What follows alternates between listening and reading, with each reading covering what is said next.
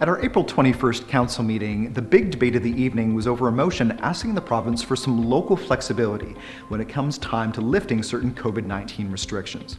Now, there had been some misinformation in the media that this motion was asking for those restrictions to be lifted right now, but the discussion around the council table clarified that it wasn't about when to lift the restrictions, but rather how to plan moving forward.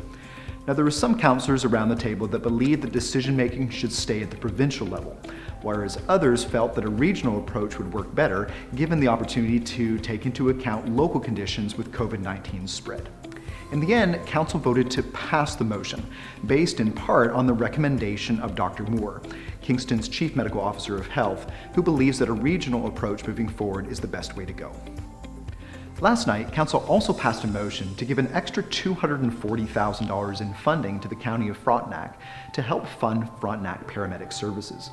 Now, the city and the county are currently in the midst of a budget dispute, which means that there is a gap between the amount of money that the county has requested for paramedic services and the amount that the city has agreed to contribute. However, last night, Council agreed that this was not the time for politics or for budget disputes, and instead agreed to an additional one-time funding that would help to fill the gap between what the county has asked for and what the city had agreed to give. Now, the budget dispute between the city and the county will continue to be looked at with hopes to be able to work toward a resolution later this year.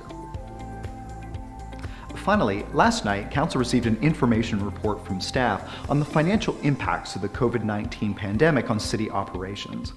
Now, because of lost revenues from transit, parking, and city facilities, the city is already looking at a budget deficit of about $750,000.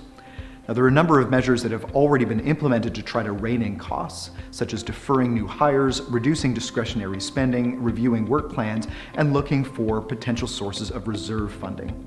City staff will continue to update Council on the financial position of the city as the COVID-19 pandemic continues to evolve.